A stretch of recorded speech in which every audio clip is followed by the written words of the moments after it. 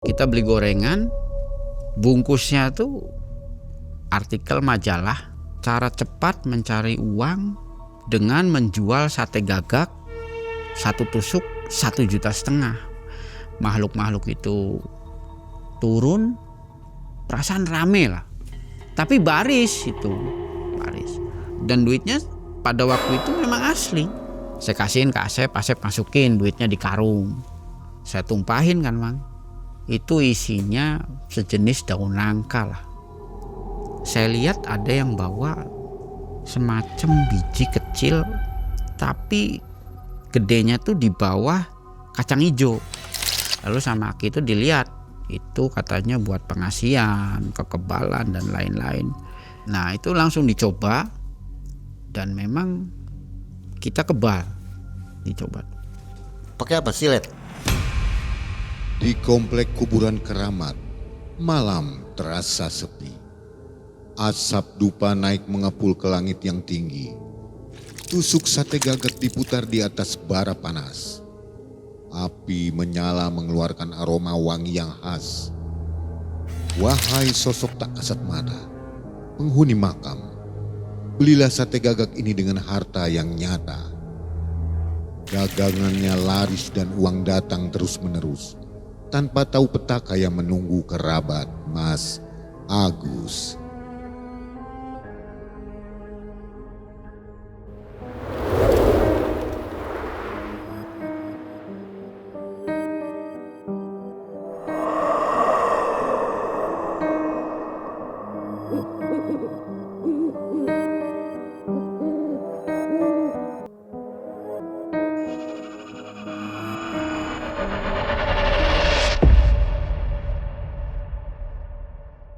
Assalamualaikum warahmatullahi wabarakatuh. Waalaikumsalam warahmatullahi wabarakatuh. Juga selamat malam Sobat Malam Mencekam yang ada di rumah ya.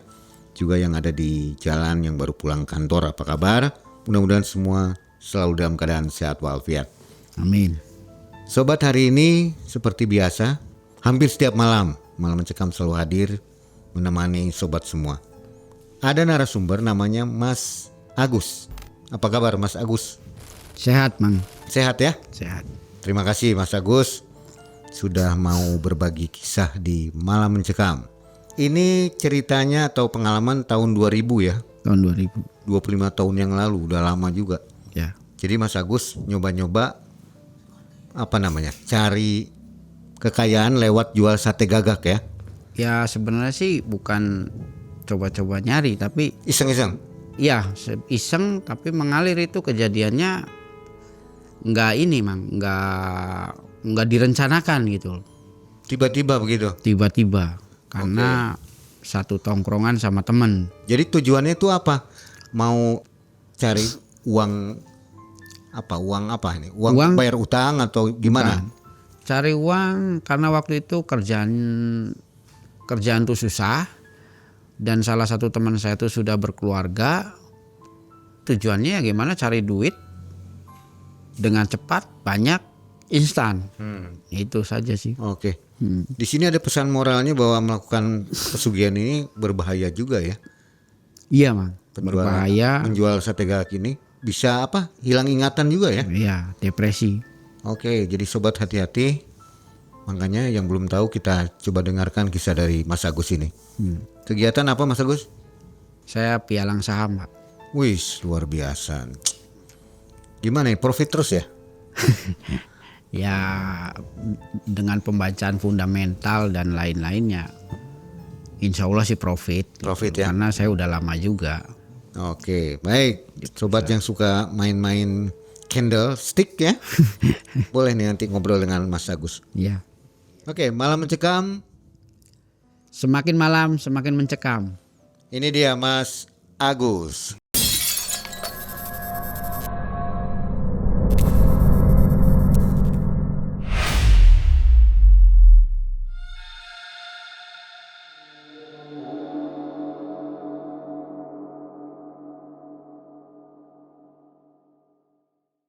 Jadi begini, Mang. Di tahun 2000, Mang Ei, setelah lulus dari sekolah lah, kita semua kan pengangguran. Waktu itu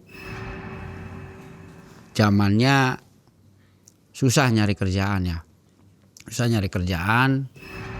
Kita sering kumpul-kumpul sama teman, intinya di base camp lah. Jadi ini semua belum punya kerjaan ceritanya. Belum punya kerjaan.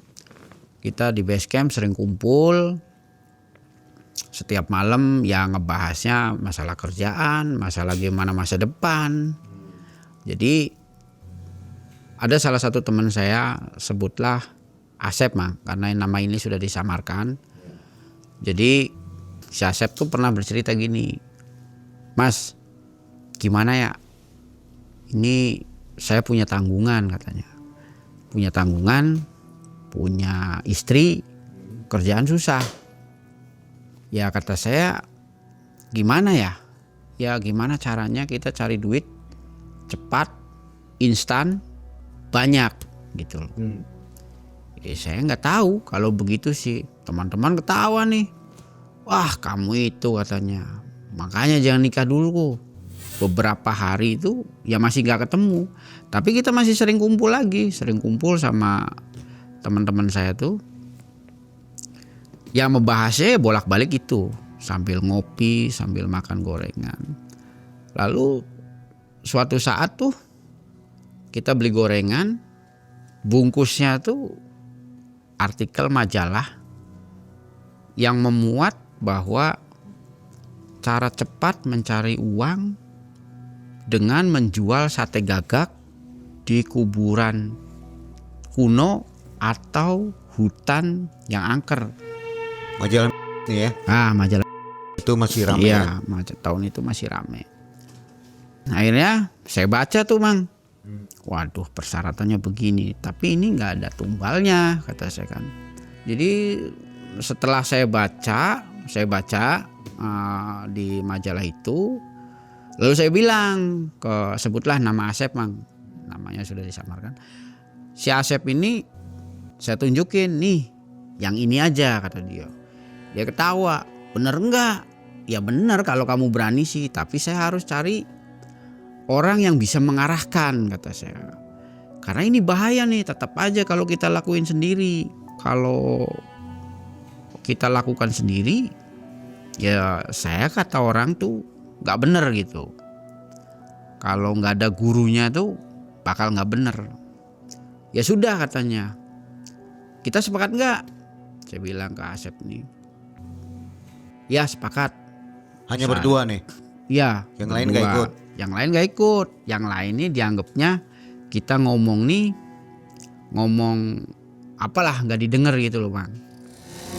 Dia bilang ya sudah kalau sepakat nanti saya cari-cari tahu di mana tempatnya, lalu persyaratan ini benar enggak dan diarahkannya seperti apa. Oke Mas katanya. Saya tuh sudah kepepet kata dia.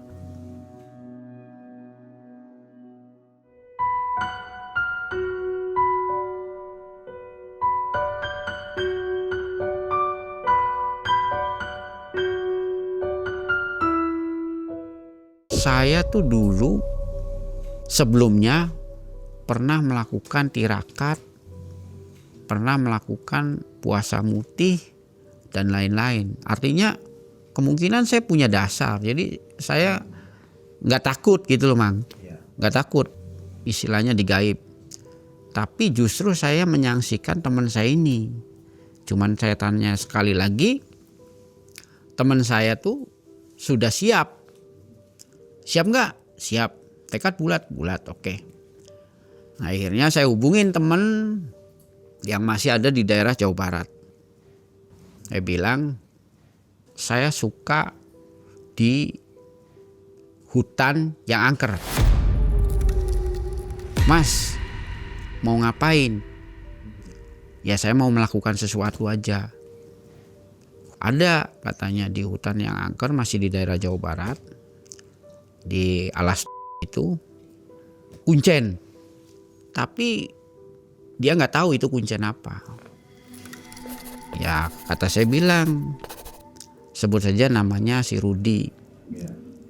Mas Rudi, sebutin saja rumah si kuncen itu seperti apa, Lalu dari jalan raya ke rumahnya dia itu berapa kilo biar saya yang datengin. Belum ada GPS lagi ya? Belum. Jadi Mas Rudi itu bilang bahwa rumah ciri-cirinya nih gubuk. Terus di depannya ada pohon besar. Orangnya cirinya begini, suami istri. Tapi gak ada yang lain kata dia. Saya bilang ke Asep, Sep siap nggak? Ini kemungkinan kita berangkat. Jadi kalau mau gagal di sini aja, jangan sampai sudah berangkat gagal kata saya bilang. Saya sudah menghitung gitu loh, mengenai nanti biayanya segala macam. Nah di jarak waktu itu, Mang, saya sama Asep tuh mencari uang lah. Kasarnya dengan nguli, dengan ya cari uang aja lah. Saya rasa sudah cukup ya, kurang lebih dapat 550-an lah sama Asep tuh. Saya bilang ya sudah, ini duit sudah dapat, ayo kita cari berampenya. Tapi sebelum itu kita ke orang yang ngarahin dulu. Kata teman saya ada di Alas, masih di daerah Jawa Barat. Nah, saya bilang ke Mang Udin itu, ini nama semuanya sudah disamarkan ya Mang. Jadi saya ke Ki Udin sama Asep itu kurang lebih jam 9 pagi lah. Jam 9 pagi dari sini. Kita naik motor Mang. Sama si Asep ini. Ya awal berangkat kita masih senang saja gitu loh. Masih senang, artinya tidak ada pikiran macam-macam. Saya bilang ke Asep sambil guyon, naik motor segala macam. Perjalanan itu karena kita mau cepat nyampe, kurang lebih datang antara jam 11-an. Datang saya parkir di jalan raya itu, ada ibu-ibu. Bu kata saya, punten saya dari Cirebon, nitip motor, saya mau ke rumah Ki Udin. Oh iya Mas, ada keperluan apa? Ya saya ada perlu Bu, mau ngobatin orang. Saya iakan saja. Ya karena Ki Udin ini katanya di situ kuncen, kedua bisa disebut orang pinter lah. Akhirnya saya taruh di situ, sama Asep tuh bilang, Sep, ini kita jalan loh, gambarannya tuh sekitar 2 kilo. Ya sudah katanya, gambarannya ngelewatin hutan waktu itu, kalau nggak salah hutan perhutani ya Mang. Hutan perhutani daerah situ tuh. Jadi kita masuk. Hutan jati ya? Hutan jati. Hutan jati kita masuk. Masuk itu kurang lebih sekitar 2 kilo lah. Kita naik turun bukit kecil lah. Jalan kaki Mang. Karena kan jalannya hutan, nggak bisa naik motor. Kita jalan kaki ke situ. Lalu saya dipanggil sama si orang tua nih. Saya nggak tahu itu kuncen tersebut, saya nggak tahu.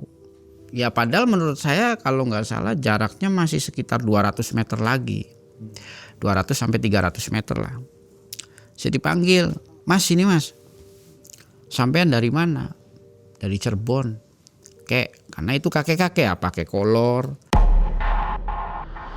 Bisa disebut saya bilang itu petani lah, bukan orang pintar gitu loh.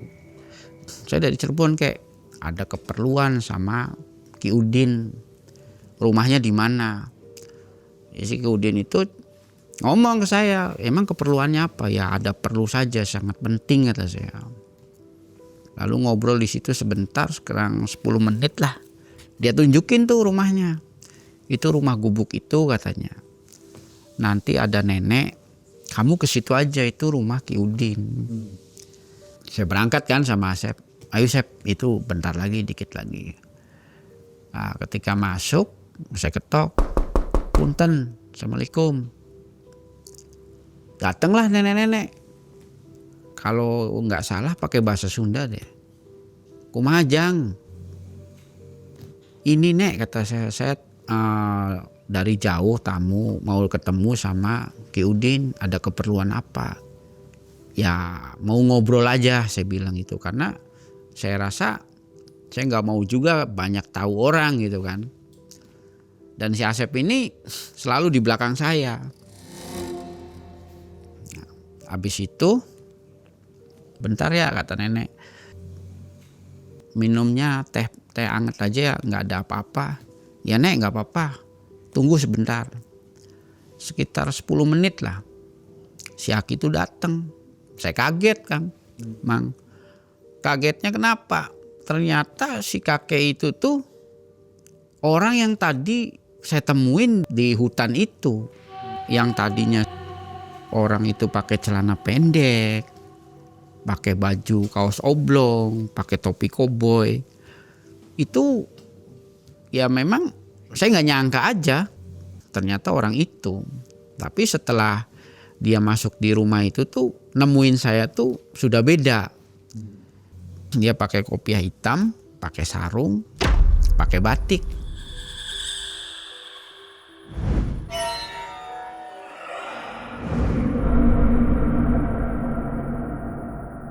Kata saya, kakek Ki Udin. Iya dek katanya. Oh berarti yang ketemu tadi kata saya kan. Iya katanya. Kamu dari Cirebon? Iya. Saya mau bicara banyak ya kata saya. Ya sudah. Ayo masuk. Saya masuk dalam kamar. Kalau nggak salah kamarnya tuh masih geribik, Mang. Masih geribik. Di situ tuh ada temboknya tuh Bung Karno. Sebelahnya Nyi Loro Kidul. Terus di situ juga ya banyak lah peralatan kayak bakar menyan, keris dan lain sebagainya. Tapi kamar itu tuh hitam semua Kang. Lampunya sayup-sayup. Saya ditanyain situ, ada keperluan apa dek katanya. Ini Ki kata saya tuh. Saya tuh sebenarnya nggak sengaja. Teman saya tuh si Asep ini loh, Asep kata saya. Asep ini bilang ke saya bahwa Mas, karena ini teman sekolah, gimana ya caranya cari uang yang cepat, banyak, tapi instan. Nah suatu saat saya nemuin artikel ini Mang. Artikel itu tuh berisi tentang cara mendapat uang banyak, instan, cepat. Karena Aki itu nggak bisa baca ya Mang. Aki itu nggak bisa baca. Jadi coba saya terangkan. Artinya persyaratannya nih begini bener enggak. Jadi saya bacain tuh. Persyaratannya tuh burung gagak. Kopi manis, kopi pahit, teh manis, teh pahit, makanan 7 rupa, kembangnya 7 rupa. Kayak bunga kantil gitu-gitulah. Minyak misik hitam kalau nggak salah. Terus Aki itu sudah Mas neranginnya, udah. Si Aki itu bilang ke saya, Mang, kalau gitu ini benar, tapi ada resikonya. Loh kok Ki kata saya, resikonya apa? Karena tidak disebutkan dalam artikel majalah itu sebuah resiko. Tidak ada. Ya memang tidak ada katanya. Resiko ini hanya kalau belum selesai lalu lari ketakutan, itu kemungkinan depresi. Karena saya yakin ya dengan hal-hal gaib mungkin saya pernah merasakan. Jadi menurut saya bukan hal yang aneh Mang. Bukan hal aneh. Cuman saya berpikir ke teman saya ini Asep. Saya bilang gimana Sep? Ya sudah asal saya sama kamu Mas katanya. Saya berani. Ya udah kalau siap. Nah Ki itu bilang itu benar persyaratannya. Tapi ada satu tambahan Mang. Tambahannya itu ada mantra pembuka dan mantra penutup. Itu kemungkinan mantra pembuka itu pembuka alam gaib. Dan setelah itu ditutup oleh mantra tersebut. Karena saya sudah paham lah dengan penjelasan seperti itu. Ya sudah, Sep, apa yang kamu tanyain lagi? Sudah cukup jelas katanya. Tapi gimana ya nanti cara melakukannya? Ya kamu sanggup tidak, kata saya bilang gitu kan. Jadi enggak, ini sudah tanggung kata saya, udah di tengah perjalanan. Katanya kamu butuh duit. Saya juga belum pernah melakukannya, tapi kita coba. Akhirnya kita pulang, Mang. Dengan sudah jelas semua. Tapi dalam perjalanan tuh hati saya berkecamuk. Saya pikir gimana ya ini melakukannya? Gimana kalau lari? Gimana kalau salah satu ada yang terjadi resiko yang dibilang Aki tersebut? Saya tanya akhirnya ke Asep. Sep, kamu yakin lakuin ini? Yakin asal sama kamu. Kalau sama yang lain gak tahu. Memang Asep ini tahu tentang saya, Mang. Artinya sedikit gedenya saya punya dasar lah untuk di gaib ini. Jadi Asep tuh berpikir kalau saya berani ya dia berani gitu. Oh ya sudah kata saya kalau gitu. Kita kan sudah siapin duit kata saya. Dari kerja nguli itu kan kita sudah siapin duit segala macam. Ya sudah kita berangkat. Lalu kita cari-cari, Mang. Kita cari-cari persyaratan apa yang tadi disyaratkan sama Aki itu. Kita cari kayak kembang itu gampang lah. Kita cari di makam-makam keramat di situs-situs karena di daerah Cirebon kan banyak ya. Kita cari juga air mawarnya, kita cari teh manis, teh pahit, kopi manis, kopi pahit itu gampang lah. Lalu sama makanan 7 rupa, kembang 7 rupa itu gampang. Tinggal satu yang susah teman. Kita cari burung gagaknya. Saya nggak tahu ini burung gagak tuh cari di mana. Akhirnya saya bilang ke teman saya namanya sebut saja Beben, Mang. Saya tanya, Ben, saya mau nyari burung gagak, tapi harus jantan. Karena persyaratan itu harus jantan. Kamu buat apa katanya, Mas?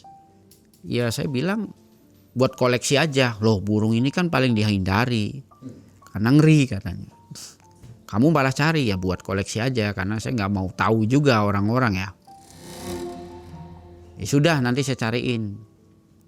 2 hari kemudian si Beben nelpon saya. Mas, burung itu adanya di pasar hewan. Masih di daerah Cirebon lah. Oh iya saya tahu kalau pasar itu kata saya. Tidak terlalu jauh juga dari tempat saya. Ada saya datang sama si Asep. Ayo Sep, ini burungnya ada. Berapa itu harganya? Kurang lebih 250 lah. Mahal ya? Iya. Apalagi zaman itu mahal sekali. Zaman itu ya 250-an. Kita ambil, kata orang dagangnya itu, Mas, ini burung tinggal 2. Udah diambil semua aja sok katanya. Saya rasa ya sudah, ini mungkin rezeki karena pikir saya semakin banyak daging gagaknya, semakin banyak pula duitnya gitu loh kan. Oke, kita ambil. Lalu sudah beres semua. Kurang lebih berarti ke Aki itu jarak dari Aki kemarin kita datang tuh semingguan lah.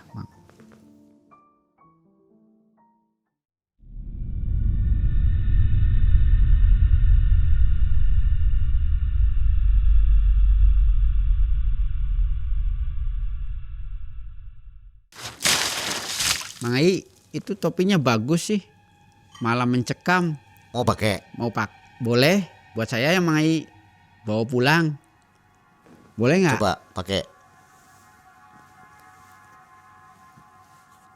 Ini bahannya bagus Mang Ai, adem. Enak ya? Kayaknya keren juga nih buat main malam mencekam. Boleh nanti dipakai ya. Makasih Mang Ai.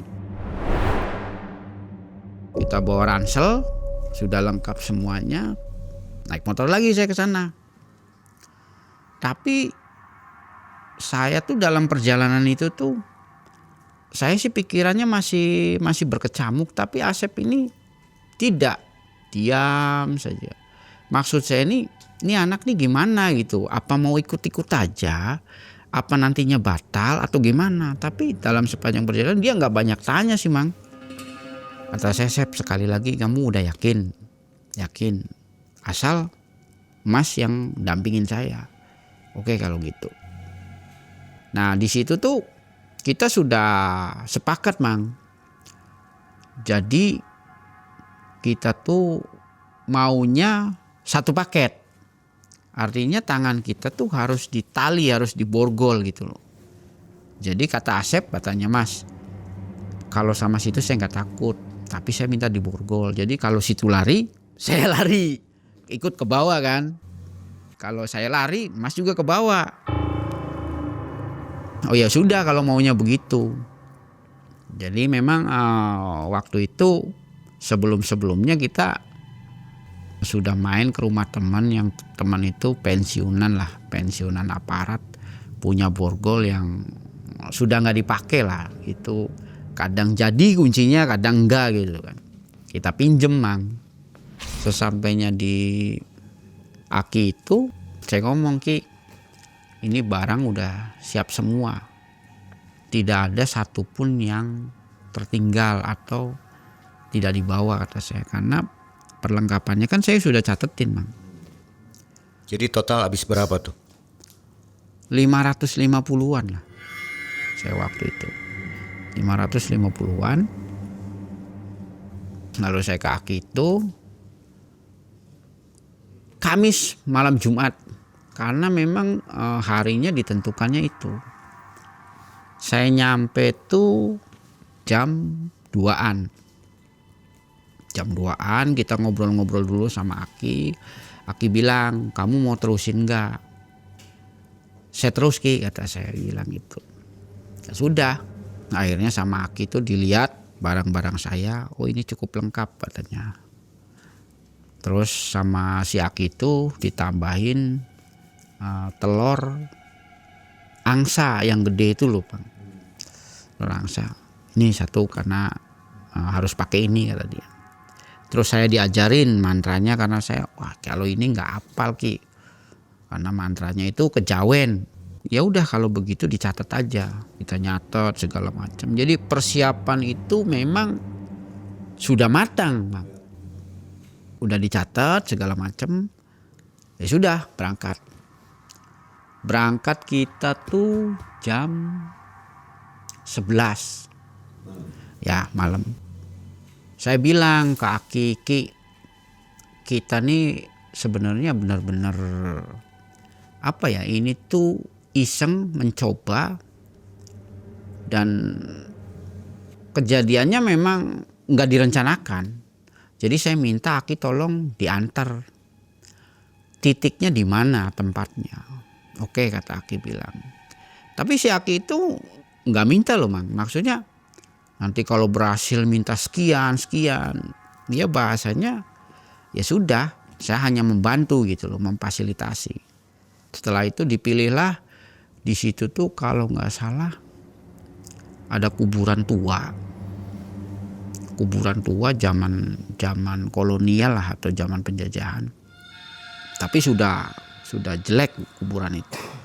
Memang tempatnya tuh saya rasa kayak apa ya, orang Jawa bilang mah singup lah. Angker gitu. Angker. Di sini Mas katanya tempatnya. Itu jauh dari desa ya? Jauh dari desa itu. Nanti Ki jangan pulang dulu. Apa dulu nih yang saya lakukan? Karena itu daging gagak itu sudah disembelih lalu sudah ditetel-tetel, tinggal ditusukin. Saya nusukin di situ, tapi sambil bakar kemenyan supaya katanya hawanya tahu bahwa kamu tuh sedang berjualan. Oh ya sudah kalau kayak gitu.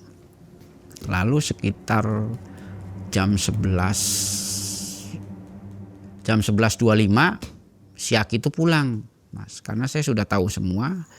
Kita sudah persiapan nusuk selesai, lalu menyanyi siap segala macam, barulah kita lakukan. Si Asep tetap di belakang nih. Tapi keadaan borgol sudah dipasang. Kita bakar kemenyan. Dibacainlah mantra, karena saya nggak hafal, ditulis itu saya bacain mantra. Pakai kejawen tuh. Suguhannya sudah semua di situ. Makanan 7 rupa, kembang, serta ada kopi manis, kopi pahit. Semua lengkap lah. Kita baca mantra. Saya tunggu tuh kurang lebih 7 menitan.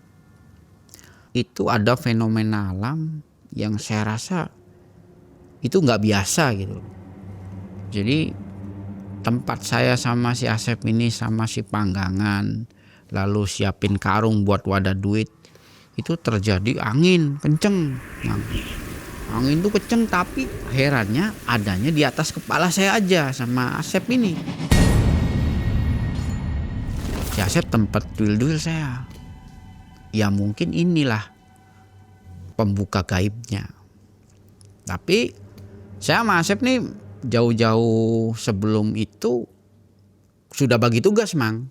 Bagi tugasnya nih Asep bilang, saya yang bagian nerima duit, kamu yang bagian ngipasin satenya.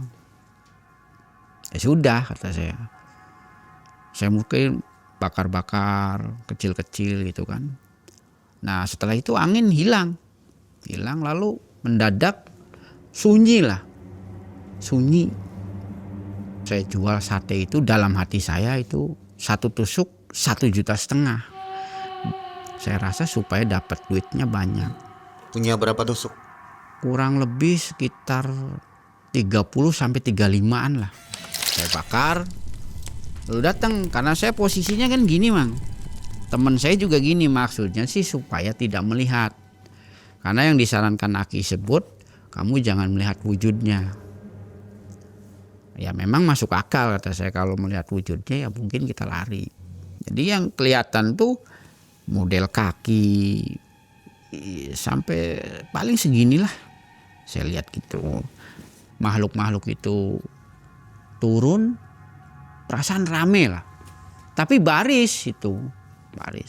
Ya saya kasih, dia pakai isyarat saja, misalnya pakai jari 2 gitu, saya kasih 2. Tapi duitnya tuh ya saya nggak mau hitung juga, ya emang gepok, dan duitnya pada waktu itu memang asli. Jadi saya masukin lagi, saya kasihin ke Asep masukin duitnya di karung. Jadi kalau dia tunjuk 2, saya kasih 2. Tapi rata-rata sih segitu sih, paling banyak paling belinya 5 lah. Hanya kita menyebut mau berapa begitu ya? Iya. 1 tusuknya. Kata saya berapa, kalau dia nyebut gini ya saya kasih 2 gitu. Kalau dia nyebut gini saya kasih 3. Dan itu memang tertib, rame. Si Asep juga udah senang, Mas ini duit udah 1/2 karung katanya. Ya sudah, kata saya, kan kata si Aki ini kita selesainya jam 2.45. Sedangkan itu masih jam 1.25 kan. Jadi saya rasa masih lama. Terus tusukan sate itu juga lumayan masih banyak lah. Kalau nggak salah masih 14-an tusuk. Tapi setelah itu jarang. Terus ada lagi yang turun lagi, ya begitu lagi, beli lagi. Ada jam-jam rame itu ya? Iya, jam-jam rame, jarang lagi. Saya rasa itu tinggal antara 7 tusuk. Duit sudah banyak ya, Mang. Karena itu kan pakainya gepok-gepokan semua, duit banyak. Asep duil-duil saya. Gimana? Belum waktunya, kata saya, nanti ada resiko. Tapi si Asep nih mungkin penasaran gitu loh. Penasaran dengan dia mau cepat pulang, antara mau cepat pulang karena dapat duit banyak, dan sosok ini gitu loh, sosok gaib-gaib ini. Ya saya lihat sih ada yang kakinya berbulu, ada yang 1, ya macem-macem lah. Karena saya lihatnya sebatas dari sini, dari atas pusar sampai ke bawah.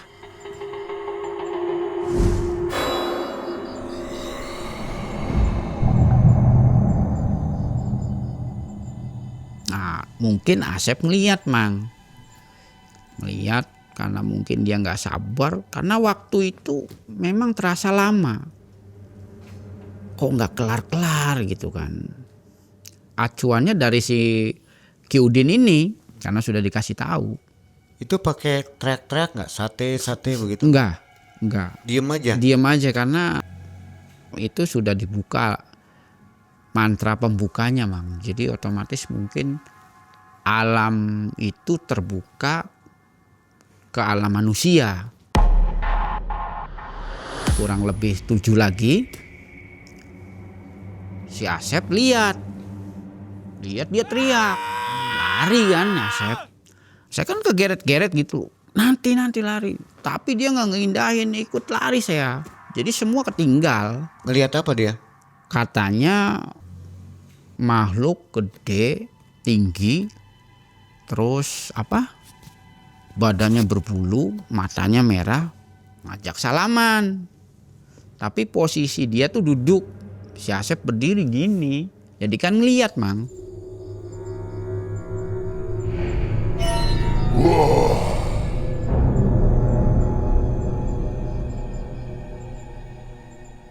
Dia lari karena saya nggak ngeliat dia lari kan.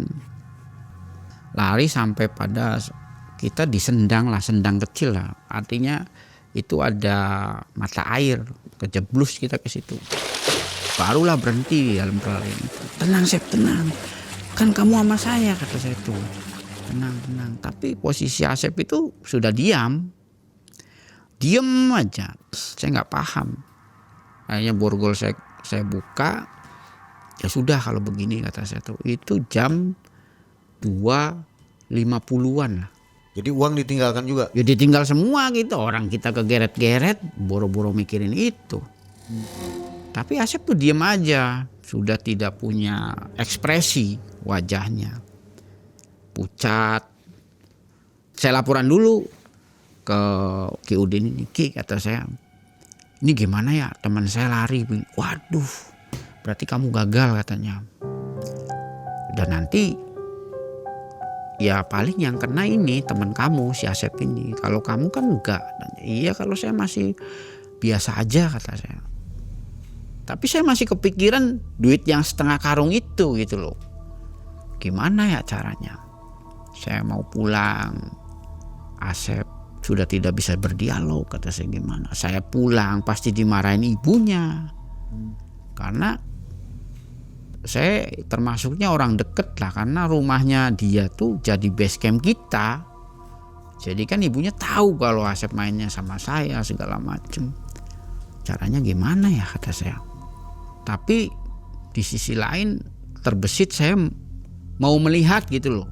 Apa sih yang terjadi, dan duit itu tuh kalau bisa saya ambil gitu loh.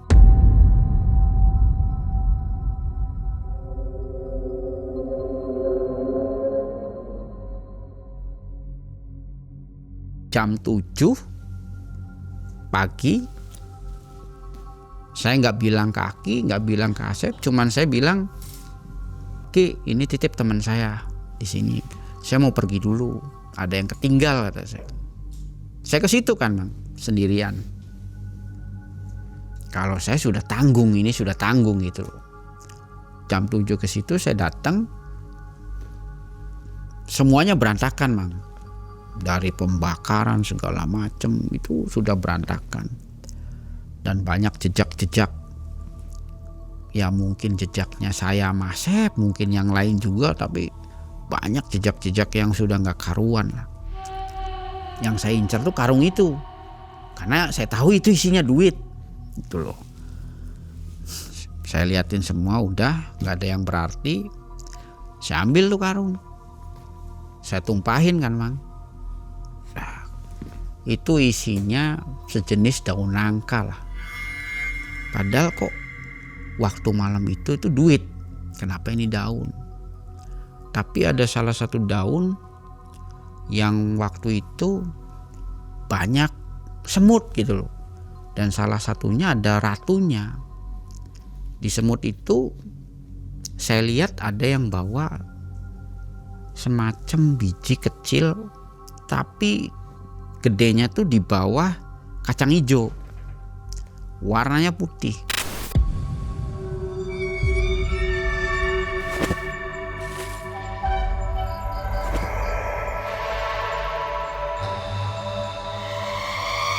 Sampai sekarang pun saya masih simpen.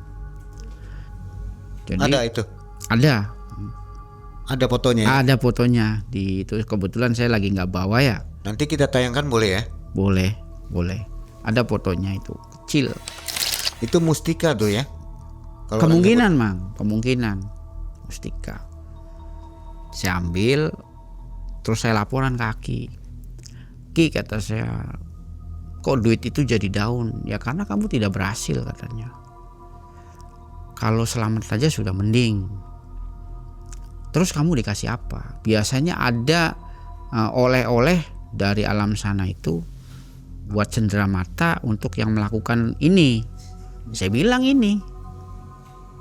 Lalu sama Aki itu dilihat, itu katanya buat pengasihan, kekebalan dan lain-lain. Dan saya sekaligus dikasih mantranya untuk bisa mengaktifkan mustika itu. Nah, itu langsung dicoba dan memang kita kebal. Dicoba. Pakai apa? Silet? Pakai pisau. Kita coba, itu kebal. Mungkin bakalan langsung di tes sama Mas Agus sendiri.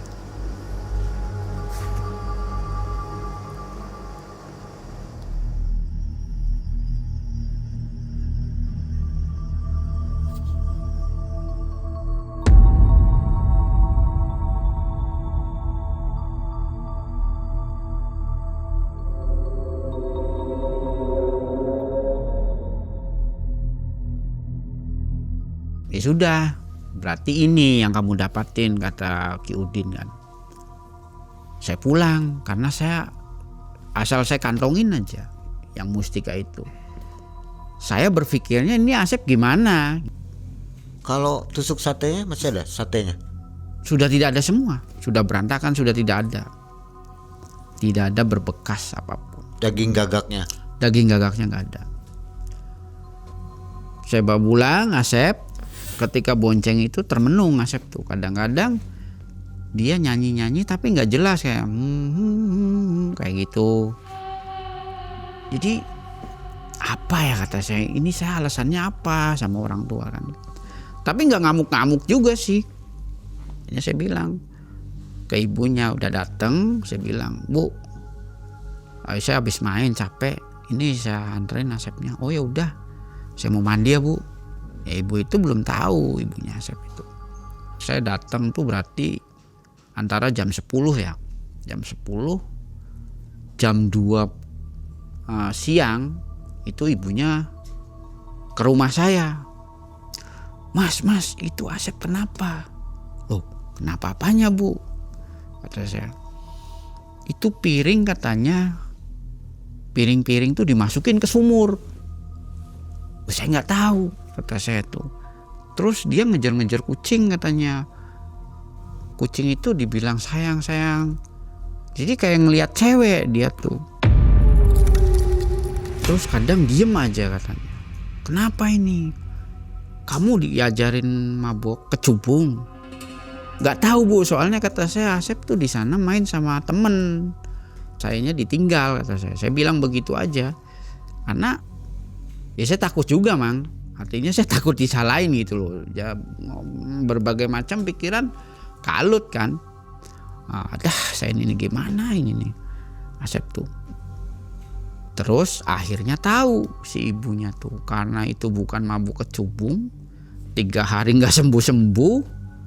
Wah, ini harus dibawa ke kiai katanya. Bawa ke kiai, sebut saja namanya Mang Ujang. Nah si Mang Ujang ini katanya, wah ini saya nggak kuat katanya. Nggak kuat Mas kalau kayak gini. Kamu mainan apa katanya. Mang Ujang ini sebenarnya orang Brebes, Mang. Dia di kampung kita terkenal sebagai ahli spiritual.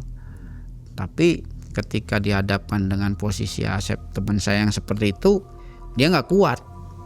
nggak kuat, kamu main apa begini. Ya saya ceritain gini. Kejadian, wah kamu main-main katanya gini. Ini nih mas katanya, hanya raganya saja, jasadnya saja, tapi jiwanya itu tersandra di alam sana. Wah saya kaget kan. Gimana caranya mang? Bisa bantu nggak mang? Ada katanya teman saya, kakak seperguruan, ada di daerah Garut, namanya Mang Darwin. Tapi kamu harus naik turun gunung karena adanya di Sancang. Ya saya percaya aja karena memang pernah saya dengar juga di Sancang tuh banyak orang-orang yang ilmunya mumpuni lah. Cuman saya atur waktunya ini gimana. Terus biayanya berapa? Saya bilang kan. Tapi kata Mang Ujang itu, udah itu mah sedikasihnya, dia mau membantu, tapi insya Allah dia bisa katanya. Ya sudah, saya bilang ke ibunya, Bu, gini aja, saya butuh teman satu lagi, barangkali kita nih di motor kita nggak tahu dengan kondisi begini kan ngamuk-ngamuk tidak gitu loh. Ya udah katanya, dibawalah teman saya satu, sebut saja namanya Nano. Jadi kita dari sini ke sana tuh naik motor 3-an mang. Wah naik motor juga saya nggak karuan. Ya mustika itu saya kantong udah nggak kepikiran lagi sama saya. Di Sancang, di Garut, kebetulan saya punya teman juga di Garut. Saya tanya-tanya ke beliau bahwa ada nggak orang yang namanya Ki Darwin, dia spiritual putih, lalu ciri-cirinya begini, rumahnya di mana, kata saya. Oh iya itu terkenal mas katanya. Tapi orang itu kalau dia mau ya mau, tapi kalau enggak ya nggak bisa dipaksain katanya. Dan tidak nggak usah mikirin duit mas, orang itu sih membantu katanya. Jadi saya ke situ bertiga. Si Asep itu ya diem aja, ini semacam orang yang ambigu gitu. Ditanyain kadang nggak jawab, kadang gimana gitu. Karena jalannya tuh ngelewatin kali-kali kecil lah. Terus ada sungai yang bebatuan tapi airnya sedikit gitu. Disitulah saya ketemu mang, rumahnya Ki Darwin itu, Abah Darwin lah kalau disebut sama orang situnya. Saya ceritakan, Bah punten saya nih main-main sama temen, tapi saya juga nggak niat, nggak sengaja, memang itu kebetulan saja terjadi itu loh. Dan kejadiannya seperti ini, dia lari melihat makhluk tinggi besar, matanya nyala gitu kan, terus terjadi seperti ini. Tapi saya sendiri nggak efek sih bah, kata saya. Ya sudah kata dia, kamu di sini ya 3 hari katanya. Alhamdulillah kata saya, kamu nginep di sini 3 hari, siapin kelapa nunggal. Kelapa nunggal itu kelapa yang isinya satu pohon tuh cuman 1 mang. Wah ini persyaratan yang sulit juga kata saya. Jadi saya cari-cari tuh di Garut, nggak ada. Kebetulan waktu itu saya ketemu teman yang kerjanya di Garut itu, punya teman juga di Tasik, katanya ada. Ya sudahlah kata saya, ini tolong saya sudah tidak mampu lagi untuk membayar, tolonglah bantu saya, ke teman saya bilang. Hanya dapet tuh kelapa nunggal. Di situ dibuka sama si Aki Darwin, si Abah Darwin. Lalu pada malam pertama itu cuman diwiridin mang. Malam pertama itu diwiridin sampai minum air putih yang sudah diwiridin. Tapi memang Asep setelah itu menurut saya makin parah. Dia ketawa, wah gitu. Kadang dia ngelamun, makin parah lah menurut saya, ini benar nggak bisa sembuh kata saya. Tapi malam kedua itu dia disuruh mandi kembang. Jadi mandiin kembang sama Aki. Saya tahu jelas itu karena ya saya mendampingi terus, sedangkan teman saya di bilik dimandiin. Ya kadang-kadang dia ngomongnya suara nenek-nenek, hilang lagi.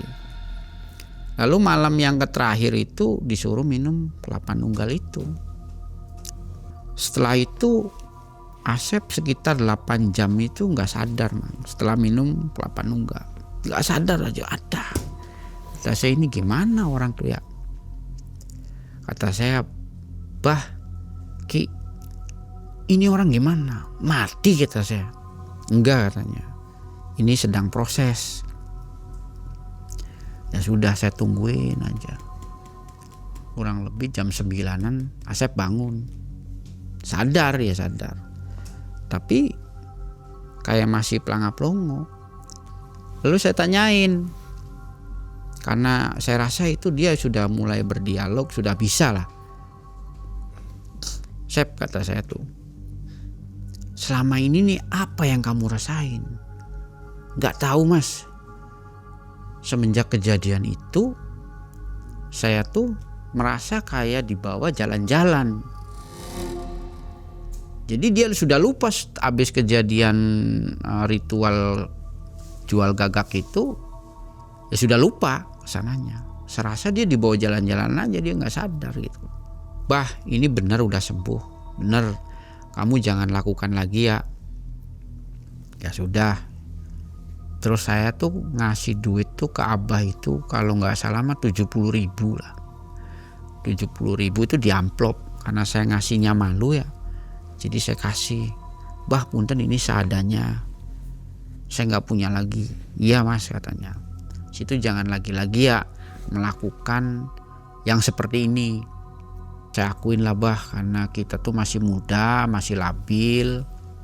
Jadi maafin saya, kata saya sebelumnya, kita nyusahin saja. Lalu kita pulang. Dan memang dalam perjalanan pulang itu Asep juga ya mulai berkomunikasi. Gimana kabarnya waktu itu, saya ceritain. Oh itu gagal kata saya. Tapi saya dikasih ini kata saya. Dalam perjalanan itu. Coba lihat ya, nanti aja lah kata saya. Saya pulang. Di sini ibunya syukuran karena sembuh. Tapi saya tetap nggak mau cerita. Dan saya bilang ke Asep juga, jangan cerita ke ibunya, kata saya gitu. Sampai syukuran segala macam, saya terpikir oleh apa yang saya peroleh gitu loh kan malam itu. Saya lihat, yang saya kantongin itu sebenarnya sudah lupa man. Cuman berkali-kali saya tuh dimimpiin. Kadang-kadang sama cewek, dia pakai sanggul, nyender, pakai batik gitu kan. Di saya 3 kali berturut-turut saya mikir ini ada apa ya. Ternyata saya ingat, oh iya saya tuh bawa mustika itu.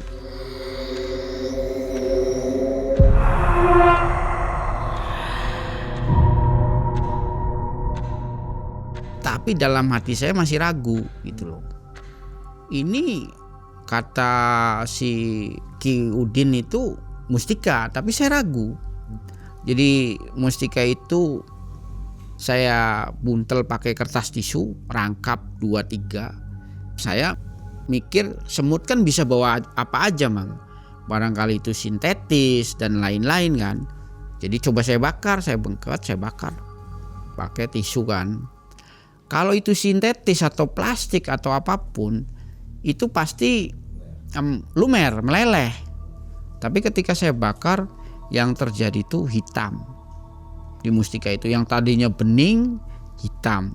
Dan saya tanyakan lagi sama Aki Udin, kata si Aki Udin itu, kamu cari air hujan, lalu masukin mustika itu di botol, tungguin 2 minggu. Dan ajaibnya memang benar si Aki Udin itu, warna hitam itu hilang semuanya. Lalu putih lagi seperti kristal. Semenjak kejadian itu, karena mungkin saya lupa mantra penutupnya, karena waktu itu saya diajak lari kan sama Asep. Jadi saya nggak baca mantra penutup. Akhirnya saya tuh menemukan keanehan-keanehan, Mang. Jadi semacam alam gaib itu tuh nggak lepas dari pandangan saya. Tapi saya jadikan ini sebuah anugerah, itu saja. Dari kisah ini bisa kita ambil pelajaran bahwa jual sate gagak itu berbahaya ya. Ada pesan nggak untuk penonton? Ya kalau kata saya, kalau yang belum punya pengalaman di hal-hal gaib atau semi tirakat begitu ya, memang berbahaya. Untung saja teman saya nih bisa selamat gitu loh, bisa sehat lagi. Tapi kalau nggak selamat kemungkinan kan gila, Mang. Gila. Jadi pesan saya sih gini, intinya manusia itu diuji Tuhan itu dalam kesulitan ekonomi, kerjaan, dan lain-lain. Tapi setidaknya kita masih berpasrah atau masih meyakini bahwa Tuhan kita masih membantu gitu loh. Kalau kayak kemarin mungkin satu jiwa kita masih muda labil, akhirnya kita cari cara instan dengan meminta bantuan gaib. Apapun itu bohong kalau tidak ada resikonya. Buktinya teman saya itu seperti itu. Iya. Jadi itu bisa selamat bagus. Kalau tidak ya gimana gitu kan. Jadi jangan main-main dengan goib ya. Ya jangan main-main dengan goib. Bukan jangan main-main. mainan. Walaupun pesugihan-pesugihan. Sebenarnya di era modern ini banyak orang yang tidak percaya. Tapi itu ada. Dan pesugihan-pesugihan itu, ini sih sebenarnya bukan pesugihan ya, karena saya juga tidak sengaja. Tapi apapun itu pasti ada risikonya, Mas. Ya. Di beberapa video di Malam Mencekam yang menjual sate gagak juga ada, tapi caranya agak berbeda ya, macam-macam ya jenisnya. Ada Ya, yang nggak mungkin. pakai baju, ada yang teriak-teriak sate gagak gitu ya. Mungkin. Jadi beda jenisnya ya. Iya, kalau saya sih melakukan itu karena mengalir ya. Ya. Tidak sengaja, lalu tekadnya bulat, lalu dikuatkan dengan arahannya si Aki Udin itu yang kuncen, lalu kita menemukan majalah cara-caranya. Jadi itu sih yang dilakukan, Mang. Oke. Nah, sobat, itu ada pesan dari Mas Agus ya. Jadi jangan main-main jual sate gagak apalagi ya. Kelihatannya Gampang, ternyata bisa gila ya. gila.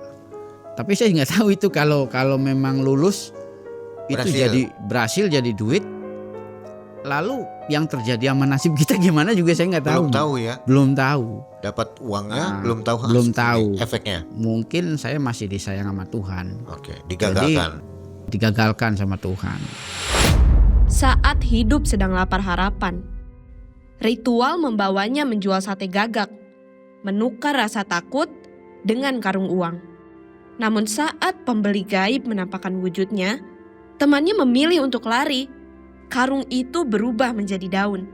Tak ada uang, hanya sunyi yang tersisa. Namun di tempat itu, ia menemukan mustika, disimpan tanpa maksud, hanya sebagai kenang-kenangan. Seiring berjalannya waktu, ternyata benda itu melindunginya, menguatkan langkahnya, hingga membantunya bertahan dari dunia yang kejam. Info untuk sobat semua yang belum mencet tombol gabung dan belum masuk ke member area, silakan jalan-jalan di situ untuk nonton kisah-kisah yang tidak ada di video regular ya. Karena di sana ada kisah mistis yang tidak bisa ditampilkan di sini. Oke, mudah-mudahan sobat suka dengan fitur tambahan dari Malam Mencekam.